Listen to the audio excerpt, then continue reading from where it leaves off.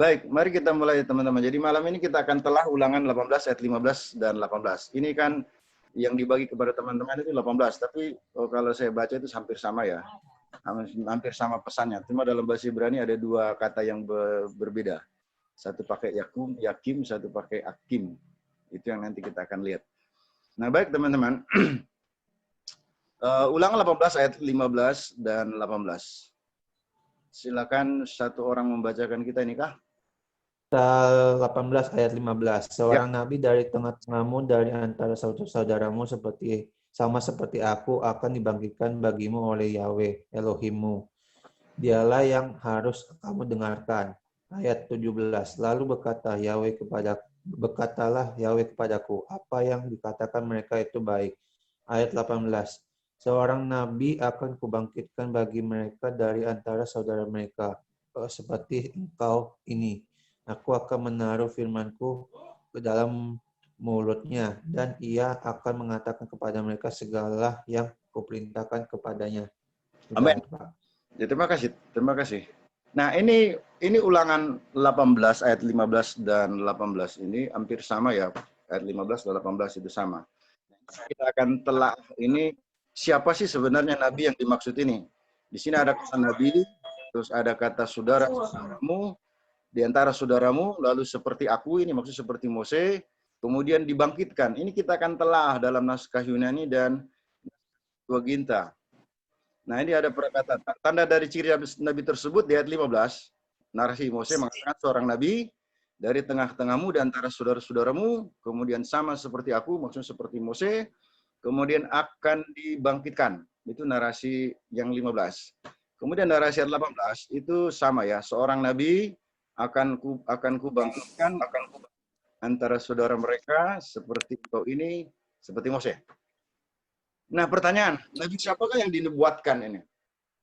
Nah, tentu kita sudah dengar selama ini teman-teman kita mengklaim ini bahwa itu dari mereka, tapi saya setelah belajar dengan baik, itu tidak ada hubungannya sebenarnya sama sekali. Dan kita akan telah ini berikutnya ya. Apakah yang dimaksud di antara saudaramu seperti aku, Mose? Kemudian apa maksud dengan perkataan dibangkitkan? Kemudian tambahan, apakah benar ini buat untuk nabi yang diklaim mereka yang dari luar Israel? Nah, ini ada beberapa pertanyaan yang menjadi acuan kita dalam melihat isi kitab suci kita. Pendahuluan. Yesus adalah Mesias, memiliki 3 jabatan, itu adalah sebagai nabi, sebagai imam, tepatnya imam besar kita, itu menurut Ibrani ya, pasal kitab Ibrani, itu dia adalah imam besar kita, kemudian dia sebagai raja. Nah, dalam konteks ayat ini, dalam ulangan ini dia dikatakan sebagai seorang nabi. Baik, berikutnya pembahasan. Naskah yang kita telah adalah naskah Tanakh Hebrew, tentu ya, karena kita melihat naskah Ibrani seperti apa. Saya pakai yang pakai Nikut tentunya. Kemudian naskah Septuaginta. Nah, mengapa naskah Septuaginta saya pakai juga? Karena naskah Septuaginta ini adalah catatan sejarah yang dibuat sekitar 200 tahun sebelum Masehi, jadi sekitar 280 sampai 150 Masehi. Dan ini terjemahan Tanakh ke dalam bahasa Yunani yang disebut Septuaginta karena diterjemahkan oleh 70 tua-tua saat itu yang dipercaya untuk menerjemahkannya di Alexandria, Mesir. Sehingga ini saya kira cukup akurat kita pakai ini. Karena dia 200 tahun sebelum Masehi sudah dituliskan. Jadi saya pikir tidak akan ada manipulasi di sana. Karena mereka menulis apa adanya. Nah, mari kita melihat ulangan 18 ayat 15 dalam naskah versi Hebrew dan Yunani.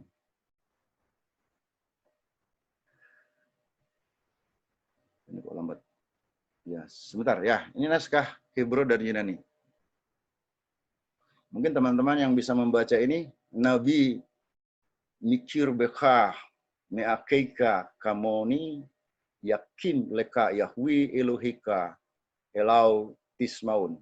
Nah, ini kata ini akan kita akan lihat dalam naskah Hebrew seperti apa, kemudian naskah Yunaninya seperti apa.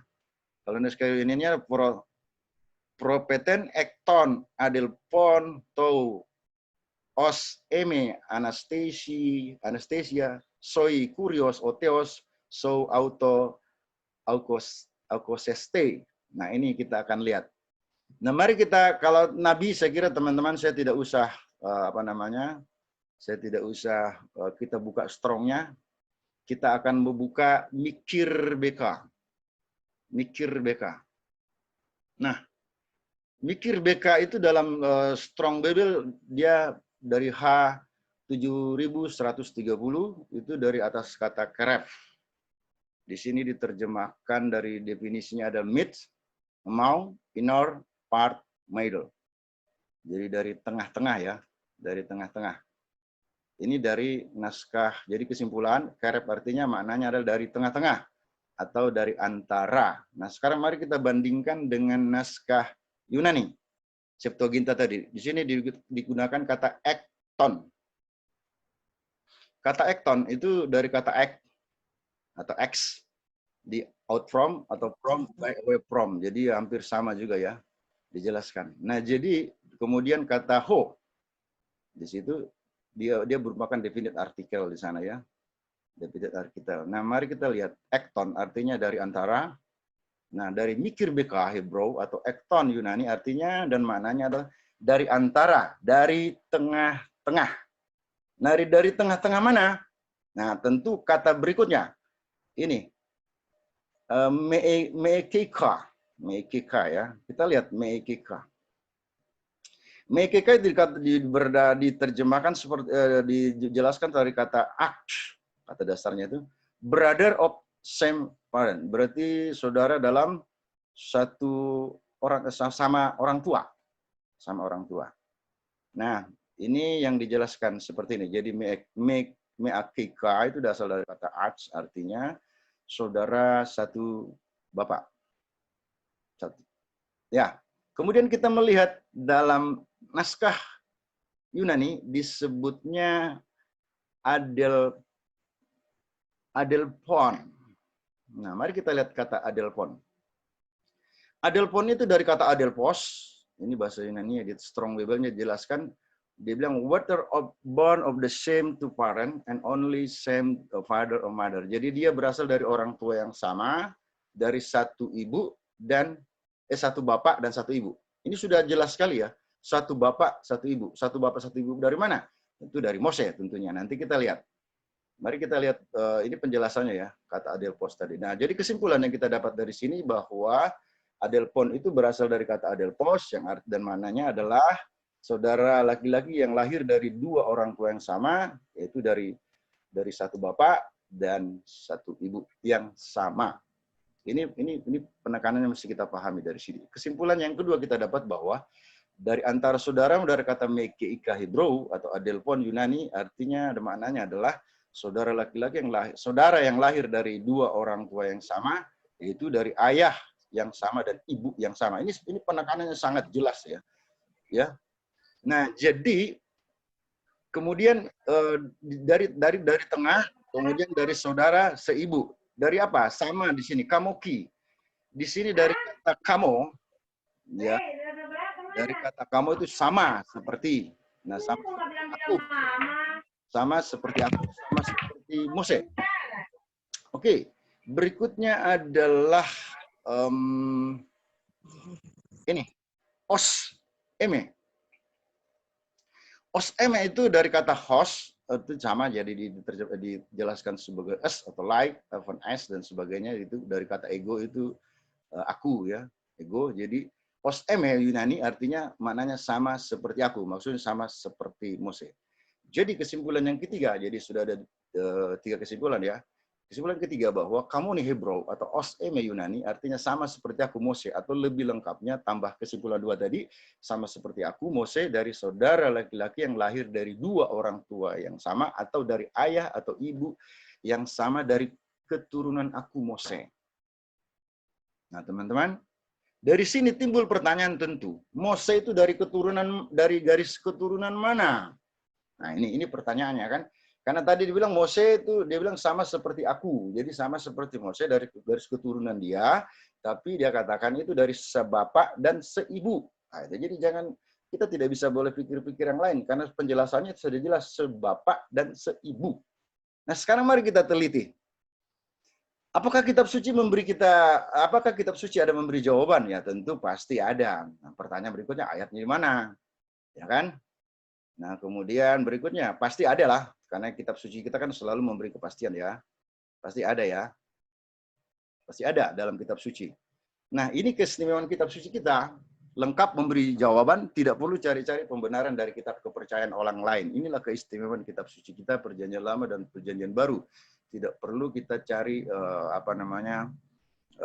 pembenaran dari kitab orang lain. Cukup kitab suci saja. Kalau tidak dalam Perjanjian Baru, cari Perjanjian Lama. Tidak Perjanjian Lama, cari Perjanjian Baru. Saya kira kita sudah bahas yang minggu lalu tentang susunan Tanak. Kenapa ada perubahan susunannya?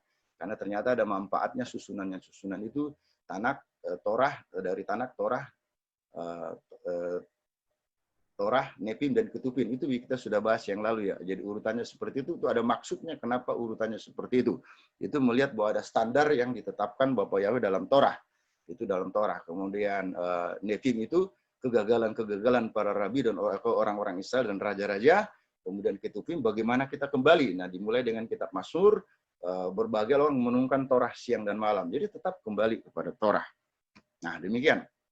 Nah, mari kita belajar tentang garis keturunan Mose yang satu ibu, satu bapak. Dia katakan Mose nanti nabi itu akan keluar satu ibu di sana bapak, satu garis keturunan dengan aku. Nah, sorry, di Keluaran. Ini kejadian kan? Maaf. Keluaran, benar, Keluaran. Silakan dibaca. Tadi siapa yang bantu saya? Ya. Maka bangkitlah murka Yahweh terhadap Musa dan ia berfirman, bukankah di situ Harun orang Lewi itu kakakmu? Aku tahu bahwa ia pandai berbicara. Lagi pula ia telah berangkat menjumpai engkau, dan apabila ia melihat engkau, ia akan bersukacita dalam hatinya. Amin. Jadi di sini jelaskan bahwa Harun itu kakak daripada Mose, dan dia adalah orang Lewi. Nah, ini sudah kita bisa dapat bahwa dia dari Lewi, dari garis keturunan Lewi di sini ya. Nah, sekarang artinya Mose itu dari garis keturunan Lewi. Nah, sekarang kita bisa dapat petunjuk bahwa nabi yang dinubuatkan dalam ayat tersebut keluar dari saudara satu bapak dan satu ibu yang sama seperti garis keturunan Mose. Nah, tadi informasi kita dapat dari kitab suci, Mose dari keturunan Lewi. Nah, ini sangat jelas pertanyaan teman-teman. Sehingga pertanyaan berikutnya adalah, siapakah saudara-saudara Lewi dari satu bapak dan satu ibu? Nah, ini kitab suci juga memberikan jawaban. Ini sangat jelas. Mari kita lihat. Saudara-saudara dari Lewi. Silakan Ibu dibaca Kejadian 39 ayat 31 sampai 15. Saya pelan-pelan saja. Baca 31, Bu. Ke bawah. Silakan. Ibu Els, bantu saya baca. Kejadian 39 ayat 31 sampai 35. Ya, silakan, Bu. 39 atau 29, Pak? Oh, sorry, 29, maaf, 29. 29. Kejadian 29 ayat 31 sampai 35. Tulis ini. Ketika Yahweh melihat bahwa Lea tidak dicintai, dibukanya lah kandungannya, tetapi Rahel mandul. Ayat yang ke-32, Lea mengandung lalu melahirkanlah seorang anak laki-laki dan menamainya Ruben. Oke, sebab jadi katanya pertama Bu, jadi pertama adalah Ruben ya. Itu anak sulung ya. Terus lagi. Terus silakan. Sebab katanya sesungguhnya Yahweh telah memperhatikan kesengsaraanku. Sekarang tentulah aku akan dicintai oleh suamiku. Ayat yang ke-33, mengandung pula lah ia, lalu melahirkan seorang anak laki-laki. Maka ia berkata, sesungguhnya Yahweh telah mendengar bahwa aku tidak dicintai, lalu diberikannya pula anak ini kepadaku. Maka ia menamai anak itu Simeon. Nah, jadi yang kedua adalah dari Leha dan Yakub adalah Simeon. Berikutnya. Ayat yang ke-34, mengandung pula lah ia, melahirkan seorang anak laki-laki. Maka ia berkata, sekali ini suamiku akan lebih erat kepadaku, karena aku telah melahirkan 3 anak laki-laki baginya. Itulah sebabnya ia menamai anak itu Lewi. Nah, sekarang yang ketiga Lewi. Kita sudah mulai temukan Lewi. Berikutnya lagi, ayat 39, Bu. Kejadian 29 ayat yang ke-35, mengandung pula lah ia, lalu melahirkan seorang anak laki-laki, maka ia berkata, sekali ini aku akan bersyukur kepada Yahweh. Itulah sebabnya ia menamai anak itu Yehuda. Sesudah itu ia tidak melahirkan lagi. Jadi maaf teman-teman, jadi ini Demikian. kejadian bukan 39, 29 ya. Sorry, 29. Jadi di sini kita lihat Lea, Yakub dengan Lea dari melahirkan Ruben, Simeon, Lewi, dan Yehuda. Sehingga kita bisa lihat satu bapak, satu ibu dari Lewi, dari Yakub dan Lea. Itu Ruben tadi ya, kemudian Simon, kemudian Lewi, kemudian Yehuda. Ya teman-teman sudah jelas ya. Nah, menurut kitab suci tadi, dari Lewi inilah keluar siapa? Mose. Tadi kita baca dari Mose, keluar ya. Oke, sekarang Ya. siapa di antara mereka ini nanti yang keluar nabi itu? Siapa? Nah, nabi dari mana? Apakah dari Ruben, dari Simeon, atau dari Yehuda? Nanti kan saudara-saudaranya, nanti kita lihat saudara-saudaranya siapa lagi nih. Karena ada 7 orang sebenarnya dengan perempuan nanti. Tapi kita lihat ini. Ini saja, ini sudah cukup. Tapi nanti kita akan lihat garis keturunan itu. Nah, Yesua dari keturunan Yehuda. Silakan dibaca ini. Coba tolong teman-teman ambil kitab sucinya karena saya tidak saya tidak kasih lengkap ini. Ibrani 7 ayat 14. Silakan. Silakan. Sebab sudah jelas bahwa Tuhan kita berasal dari Yehuda, yang mengenai suku ini Musa tidak pernah mengatakan apapun mengenai keimaman. Ya, jadi di situ dikatakan bahwa Tuhan kita, Adonai kita berasal dari suku Yehuda. Yehuda. Oke. Sekarang mari kita lihat silsilah Adonai Yeshua HaMashiach. Itulah pentingnya kitab suci. Mengapa menulis silsilah? Karena 2 Timotius 3:16 dikatakan segala tulisan yang diilhamkan Elohim itu bermanfaat, mengajar dan sebagainya, menyatakan kesalahan dan sebagainya. Nah, coba teman-teman Ibu baca di Matius 1 ayat 1 sampai 3. Matius 1 ayat 1 sampai 3. Ayat 1 sampai 3. Matius 1 ayat 1 sampai 3 ya. Matius 1 ayat 1 sampai 3. Ya. Kitab silsilah Yesua, Hamasya, anak Daud, anak Abraham. Abraham memperanakan Ishak, dan Ishak memperanakan Yakub, dan Yakub memperanakan Yehuda, serta saudara-saudaranya. Dan Yehuda memperanakan Peres, dan Serah, dan Tamar, dan Peres memperanakan Hesron, dan Hesron memperanakan Aram. Dan seterusnya ke bawah ya. Jadi kita lihat di situ bahwa silsilah Yehuda itu Yakub memperanakan Yehuda, itu jelas di sana kan di silsilah silsilah Yeshua HaMashiach. Jadi ada nama Yehuda di sana. Sama juga dengan Lukas 3 ayat 33 sampai 34, Bu. Itu ada silsilah juga di sana. Lukas 3 ayat 33 sampai 34.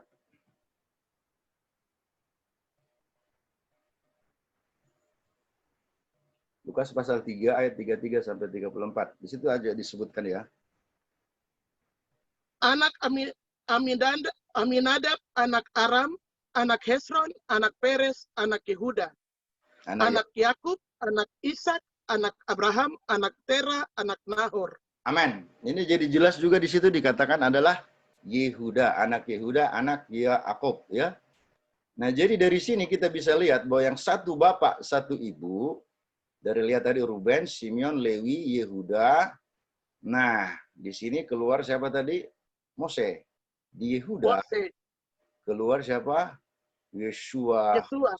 Jadi sangat jelas teman-teman. Ini tidak Haleluya. Dia tidak akan menggeser mencari ke tempat lain, dan penekanannya tadi satu bapak, satu ibu yo. Satu bapak, satu ibu. Nah, jadi ini Ulangan 18 ini sangat tepat dan jelas ini hanya menubuatkan tentang Yeshua HaMashiach. Nah, mari kita lihat kalau teman-teman kita mengklaim dia katanya dari Ismail. Oke, tidak apa-apa. Kita lihat silsilahnya dulu. Tadi sudah Ruben ya. Kemudian baca lagi Bu, Kejadian 30 ayat 17 sampai 21. Ini saudara-saudara yang lain dari Lewi.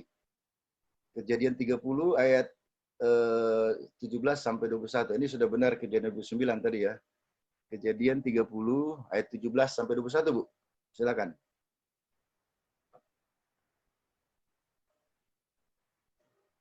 Kejadian pasal 30 ayat 17. Ayat. Ayat 17 mulai, Bu, sampai ayat yang ke-21. Oke, Ya. makasih. Demikian daftar Elohim, dan Elohim mendengarkan Lea, dan ia mengandung dan melahirkan anak laki-laki kelima bagi Yakub. Lalu berkatalah Lea, Elohim telah memberikan upahku karena aku telah memberikan hamba perempuanku kepada suamiku. Dan ia menyebut namanya Isaskar. Isaskar, oke. Kemudian Berikutnya lagi, Bu. Terus. Kemudian Lea mengandung lagi, dan ia melahirkan anak laki-laki ke-6 bagi Yakub. Dan berkatalah Lea, Elohim telah mengaruniakan aku suatu hadiah yang indah. Kali ini suamiku akan tinggal bersamaku karena aku telah melahirkan baginya 6 orang anak laki-laki, dan ia menyebut namanya Seblon. Oke, Sebulon. Oke, berikutnya lagi. Dan sesudah itu ia melahirkan seorang anak perempuan, dan dia menyebut namanya Dina. Dina. Jadi dia ada 7 orang bersaudara yang lahir dari satu bapak, dari Yakub dan Lea. Yaitu Ruben, Simeon, Lewi, Yehuda, Isaskar, Dina. dan Dina. Ya. Nah, sekarang mari kita lihat keturunan Abraham. Kita mulai dari bawah dulu ya. Ruben, tadi dia bersaudara ada 1, 2, 3, 4, 5, 6, 7 orang ya. Ruben, Simeon, Lewi, Yehuda, Isaskar, Sebulon, dan Dina. Nah, tadi kita sudah belajar bahwa dari sini dia dari satu ibu ya. Jadi Yakub dan Lea.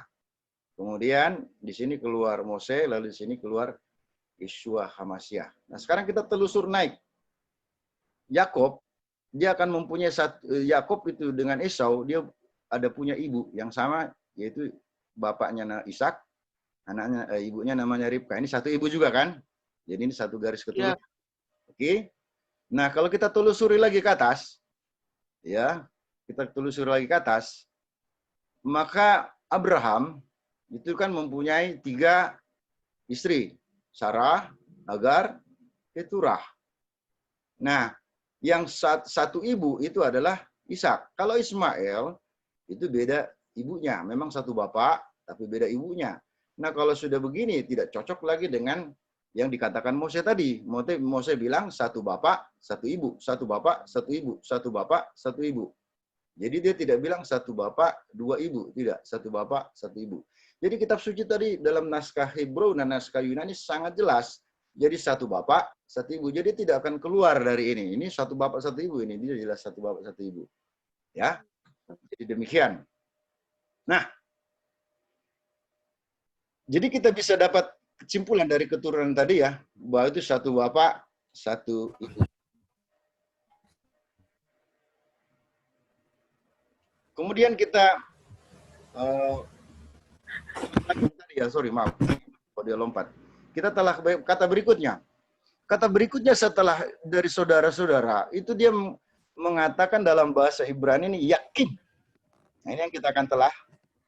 Karena ciri-ciri ini bukan ciri-ciri umum. Karena kalau ciri-ciri umum itu akan mengena pada nabi-nabi yang lain. Karena setelah itu kan Mose kan kita tahu nabi-nabi di Israel kan cukup banyak. Nah, tentu ciri-ciri khusus siapa? Ciri-ciri umum saja. Ciri-ciri umum saja, tentu orang akan susah melihatnya. Tapi ini sangat jelas dikatakan yakin. Nah, sekarang mari kita lihat apa itu yakin. Yakin, teman-teman. Itu kalau kita urai itu dari kata yod. Ini kata ditambah patak semen dari kata yod saja ya. Kemudian dari kata kum. Nah, ini kita bisa melihat bahwa kena yod dan kum. Kita tahu dalam bahasa Ibrani itu kan ada gematrial, pitografi, dan gramatikal, gematria, dan pitografi. Nah, kalau kita lihat yod, ini pitografinya, ini adalah berbicara tentang tangan. Tangan ini berbicara tentang kuasa, tentang kekuatan, dan tentang pekerjaan. Nah, kita melihat di sini berbicara tangan, artinya kekuatan, atau kuasa, atau berkuasa. Nah, sementara kata kum itu, nah ini kita akan lihat teman-teman ya. Kata kum itu Strong Bible-nya itu 6.965. Nah, kita lihat kata penjelasannya itu. Kata kum itu dijelaskan to rise, stand, rise up, stand up. Ini berbicara tentang kebangkitan. Ya, bangkit. Tapi bangkit seperti apa? Nah, ini kata ini dijelaskan lain. To rise oneself, tapi dia bangkit dengan sendirinya. Jadi bukan dibangkitkan, saudara teman-teman, itu bangkit dengan sendirinya. Nah, ini penjelasan-penjelasan. Nah, kita melihat, jadi kesimpulan yakin berasal dari yod dan kum, artinya berkuasa bangkit dari kematian dengan sendirinya, berkuasa juga membangkitkan orang mati. Jadi ini ciri Nabi itu ya, sangat jelas. Amin. Sangat jelas. Nah, sekarang mari kita lihat, Haleluya. mari kita lihat yang bahasa Yunani-nya. Bahasa Yunani lebih jelas lagi menjelaskan kata itu, yang yakin dalam bahasa Ibrani disebut di sini anastesei. Nah, mari kita lihat penjelasan anastesei dalam Strong Bible. Itu dia G450 ya. Di situ dia to rise up from death. Berarti bangkit dari kematian. Nah, kalau hanya ini saja, tentu akan masih lihat ada beberapa orang kan yang bangkit. Ya kan, termasuk orang yang dibangkitkan Yesua kan ada. Ya, orang nanti berpikir, wah itu, padahal bukan. Tapi nanti kita lihat lebih jelasnya lagi. Nah, jadi teman-teman, dari informasi ini, kita bisa melihat bahwa anestesi berasal dari kata anestemi, artinya maknanya berkuasa bangkit dari kematian. Jadi kesimpulannya adalah yakin berasal dari kata Ibrani yod dan kum, atau anestesi dari Yunani, itu anestemi, arti dan maknanya adalah berkuasa bangkit dari kematian dengan sendirinya, berkuasa membangkitkan orang mati. Nah, siapa yang bisa melakukan ini? Kalau dia hanya manusia biasa, saya kira tidak bisa. Karena dia bangkit dengan sendirinya dan berkuasa juga membangkitkan orang mati. Nah, ini dibuktikan dengan perkataan Yesus sendiri. Yohanes 10 ayat 17-18. Silakan dibuka, Bu. Atau ini aja dibaca dari sini, Bu. Ini, silakan dibaca, Bu. Yohanes 10 ayat 17-18. Silakan dibaca, Bu. Bu Els? Halo? Nomor Silakan, Bu Els. Baca ayat ini. baca sana. Yohanes Yohanes 10 ayat 17-18. Silakan dibaca nih. Ada di screen.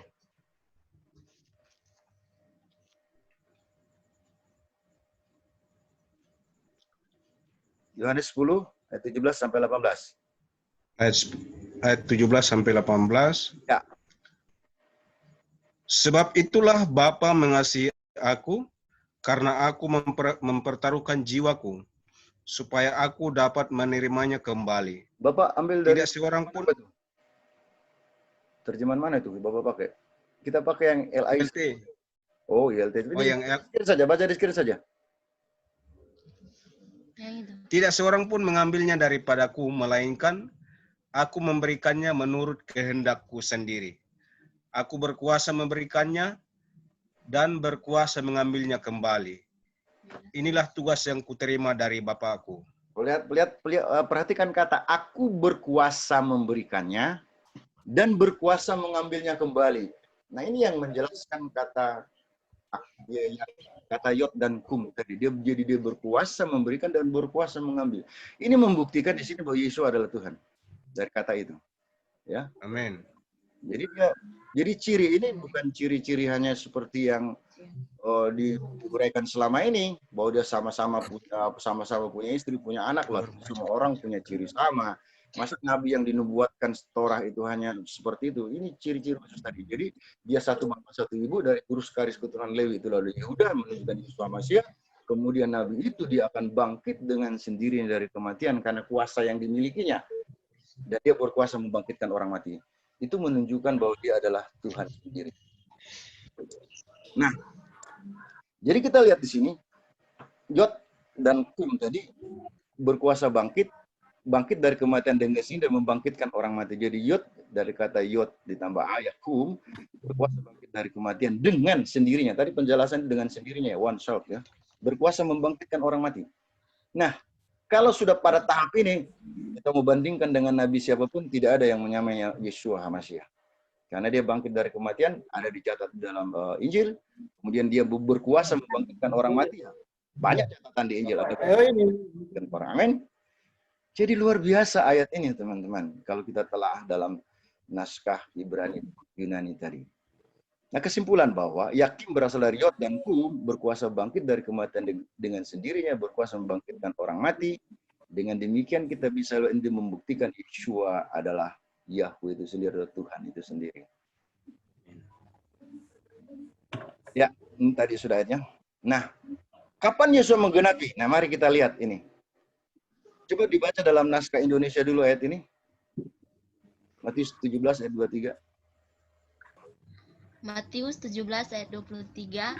Ya. Dan mereka akan membunuhnya, tapi pada hari ketiga dia akan dibangkitkan, dan mereka sangat bersedih hati. Nah, jadi kalau dalam naskah Indonesia yang dia dibangkitkan ya. Tapi kalau kita lihat naskah Hebrew ya, di sini kan Weyaharguh Wayom Hasisi Yakum. Jadi dalam hari ketiga Yakum. Berarti di situ hampir sama dengan kata yang tadi ya, yang di ulangan tadi ulangan tadi. Dia di sini pakai kata Yakum. Jadi pada hari ketiga dia bangkit dengan sendirinya. Jadi bukan dibangkitkan sebenarnya. Jadi ini naskahnya lebih bagus, lebih menekankan bahwa dia dalam hari ketiga dia bangkit dengan sendirinya dalam kuasanya. Ini luar biasa memang. Ya, dia mengatakan demikian Yeshua.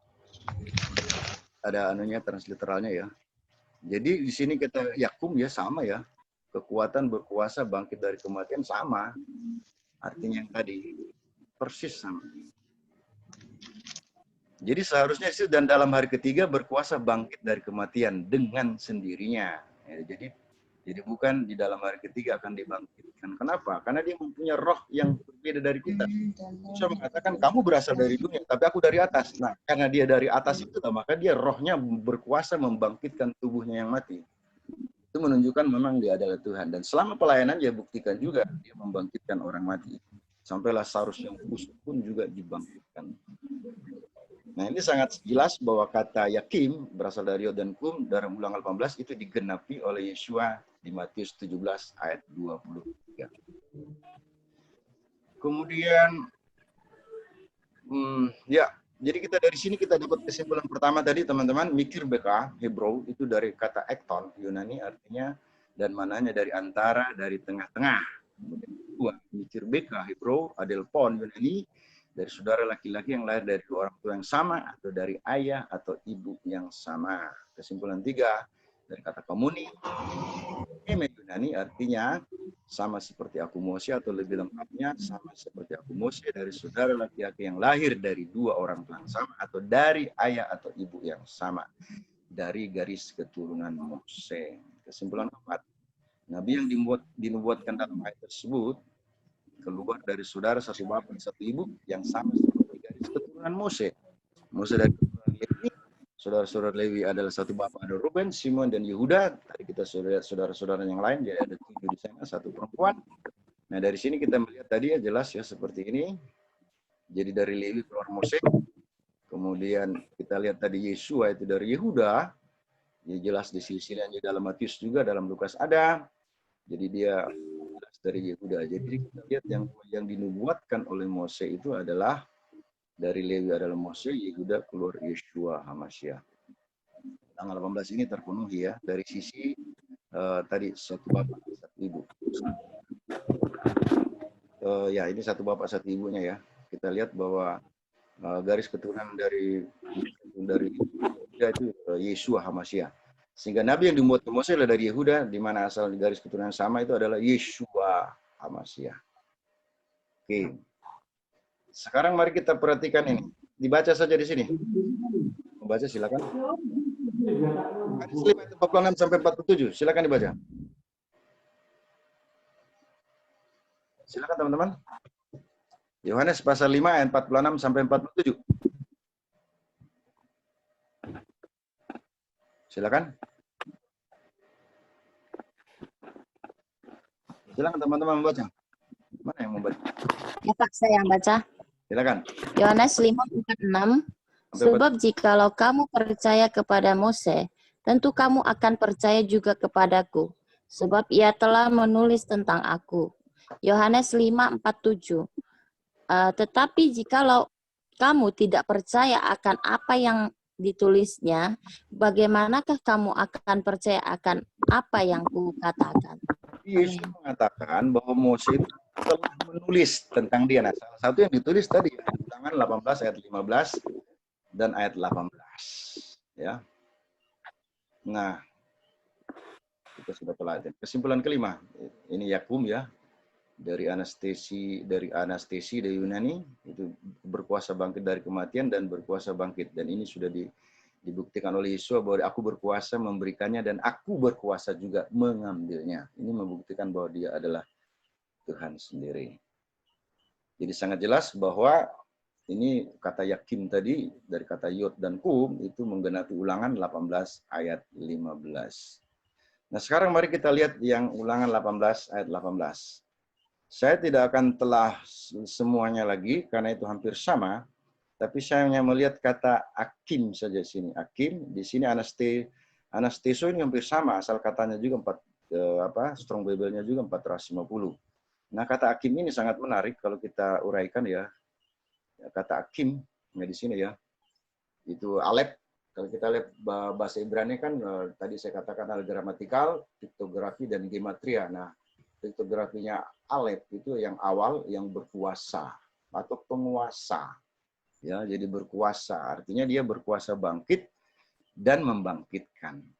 Nah, jadi itu sangat jelas ya. Kalau kita lihat lagi sama tadi ya, kalau penjelasan yang katekum sama ya bangkit dengan sendirinya kan. Kemudian kalau kita telah dalam seperti tadi akum ya, A dan Alef dan Kum berkuasa bangkit dari kematian dengan sendirinya, berkuasa untuk membangkitkan orang mati. Nah, dalam naskah Yunani anestesi juga sama, anesteso itu dari kata akar yang sama, ya kan? Itu rise to from of death, jadi jelas bangkit dari kematian. Jadi jelas itu dia bangkit sendiri dari kematian. Jadi hampir sama yang tadi. Jadi ini kata akim itu hanya kata alep, ya. Nabi itu berkuasa bangkit sendiri dari kematian dan berkuasa membangkitkan orang mati. Nah, jadi teman-teman, kesimpulannya kata akim berasal dari A, ada alef dan kum atau anesteso dari asal kata anestemi artinya maknanya adalah berkuasa bangkit dari kematian dengan sendirinya dan berkuasa membangkitkan orang mati. Ini sudah sama tadi. Yesus mengatakan bahwa aku berkuasa memberikan dan aku berkuasa mengambilnya kembali. Nah, kapan digenapi ini?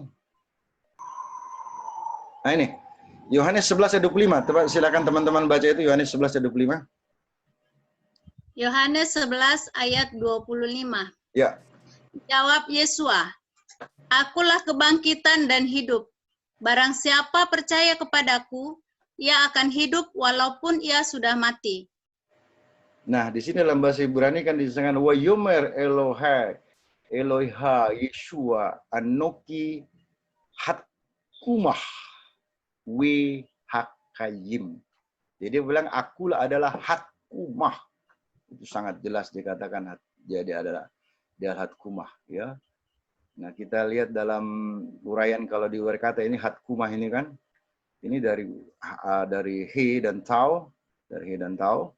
Kemudian ada kum lagi kita ketemu he. Nah, ini makna piktografinya adalah kalau kita urai ya, ini kan dia artikel di sini. Ini tau ini berarti salib. Jadi dia yang disalib, kemudian bangkit dengan dia sendiri dari kematian, lalu dia memberi kehidupan. Ini kurang lebih makna gematria dan piktografinya ini teman-teman. Seperti ini. Jadi yang disalib bangkit dari kematian dan memberi kehidupan. Nah, jadi tadi dia kata aku hatkumah dan hakayim. Nah, jadi dia bangkit dari kematian dan memberi kehidupan bagi kita. Atau memberi pengharapan. Nah, kesimpulan hal 6 itu bahwa akulah hatkumah dari asal kata kum, dengan kata lain dia katakan akulah kum itu. Ya, sehingga ini sangat jelas menggenapi kata akim tadi alef dan kum dalam Ulangan 18 ayat 18. Jadi kesimpulan yang kita dapat dari sini adalah kesimpulan 6. Yesus berkata akulah hatkumah dari kata asal kata kum. Dia katakan akulah kum. Sehingga ini sangat jelas menggenapi kata akim tadi dari kata akum dalam Ulangan 18 ayat 18. Jadi kesimpulan ketujuh, kita bisa dapat satu-satunya nabi yang memenuhi kriteria Ulangan 18 ayat 15 dan Ulangan 18 ayat 18 adalah Yeshua HaMashiach. Kesimpulan seluruhnya adalah kriteria nabi dalam Ulangan 18 ayat 15-18 dalam naskah Hebrew harus memenuhi kriteria yaitu Yakim, Yod dan Kum, dan Akim, Alef dan Kum. Artinya nabi tersebut berkuasa bangkit dari kematian dengan sendirinya dan berkuasa membangkitkan orang mati. Nah, dalam Ulangan 18 ayat 15-18 ini dalam telah baik secara naskah Hebrew maupun naskah Yunani sangat jelas yang memenuhi kriteria dari nubuatan yang telah ditulis Mose dalam Taurat adalah Yeshua HaMashiach. Karena Yeshua berkuasa bangkit dari kematian dengan sendirinya dan Yeshua berkuasa membangkitkan orang mati. Nah, pertanyaan berikutnya, benarkah ini adalah nubuatan untuk nabi teman kita yang selama ini kalau kita dilihat di YouTube dia klaim-klaim? Mari kita lihat fakta klaim mereka. Nabi Goyim, nabi mereka itu tidak berkuasa bangkit dari kematian. Faktanya makamnya sampai hari ini masih ada. Yang kedua, Nabi Goyim itu tidak ada bukti dalam kitab suci bahwa dia pernah membangkitkan orang mati. Sehingga kita lihat bahwa nabi itu tidak akan memenuhi kata akim dan dalam Ulangan ini tidak terpenuhi. Nah, kesimpulan adalah, jadi klaim Ulangan 18 ayat 15 dan 18 adalah membuatkan nabi dari Goyim, ada klaim yang tidak benar atau klaim tidak bisa dibuktikan atau tidak sesuai dengan nubuatan dalam Torah tersebut. Nubuatan Ulangan itu bukan untuk nabi dari Goyim. Kesimpulan akhir, jadi kita melihat dari kriteria dua kata ini, berkuasa bangkit dan membangkitkan, Yeshua HaMashiach itu bangkit dari kematian naik ke Samayim. Kemudian ada banyak bukti dalam kitab suci dia membangkitkan orang mati. Sedangkan Nabi Muhammad sampai hari ini pun makamnya masih ada. Jadi dia masih menunggu juga untuk dibangkitkan nanti. Kemudian tidak ada catatan bahwa dia pernah membangkitkan orang mati. Sehingga kesimpulannya adalah Ulangan 18 ayat 15-18 ini yang sesuai kriteria hanya Yeshua HaMashiach. Sementara yang ini tidak sesuai. Jadi buat teman-teman kita melalui penelitian telah asa ini ya stoplah klaim-klaim kalian karena tidak ada bukti kitab suci. Nah, ini hanya merujuk pada Yeshua HaMashiach. Baik, sebagai peringatan, silakan Ibu Rudia baca ini peringatan-peringatannya. Peringatan pertama. Peringatan pertama, 2 Petrus 1 ayat 20 sampai 21. Yang terutama harus kamu ketahui ialah bahwa nubuat-nubuat dalam kitab suci tidak boleh ditafsirkan menurut kehendak sendiri. Sebab tidak pernah nubuat dihasilkan oleh kehendak manusia, tetapi oleh dorongan Roh Kudus, orang-orang berbicara atas nama Elohim. Jadi ya teman-teman jangan ditafsir menurut kemauan-kemauan kita sendiri, main klaim-klaim, janganlah. Kalau tidak ada bukti-bukti dari kitab suci. Kita sudah bisa buktikan tadi dari kitab suci, baik dari perjanjian lama dan perjanjian baru, memang dia tidak ada yang indikasi lain, hanya Yeshua HaMashiach. Peringatan keduanya ini. Ini juga kita mesti waspada. Ini peringatan Petrus lagi. Peringatan kedua dari 2 Petrus 3 ayat 15 sampai 16. Anggaplah kesabaran Tuhan kita sebagai kesempatan bagimu untuk beroleh selamat.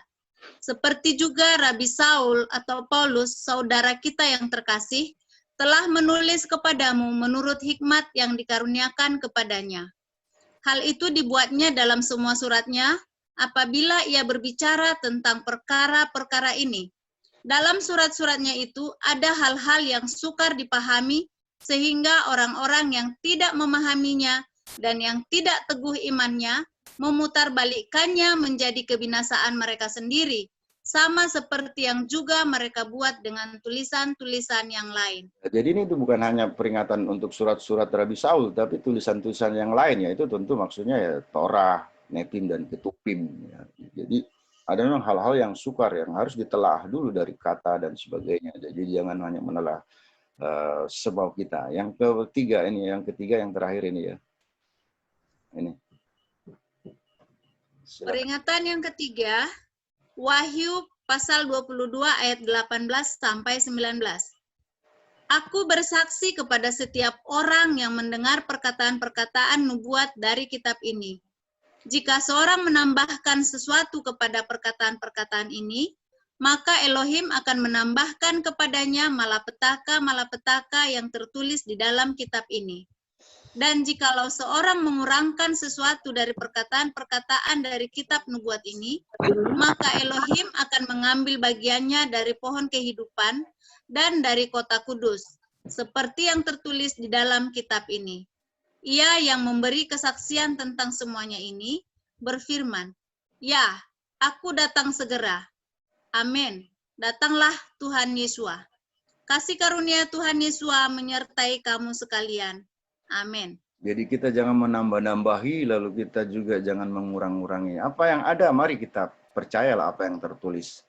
Karena apa yang tertulis, demikianlah yang terjadi. Dan ditulis di kitab suci itu ditulis karena tuntunan ruah, tuntunan Elohim melalui ruah Kodes. Jadi mari kita mempelajari itu dan kita percaya bahwa kalau hanya kita menerima Yeshua sebagai Tuhan kita dalam hati kita, dalam hidup kita, baru kita bisa menerima Roh Kudus. Dan oleh Roh Kudus inilah baru kita akan dituntun untuk mengerti kebenaran-kebenaran itu. Tanpa itu, maka kita hanya menafsir-nafsir menurut kemampuan pikiran kita yang saya kira itu tidak sesuai dengan kitab suci. Demikian teman-teman, ini yang saya bisa bagikan. Bapak Yahweh memberkati kita semua.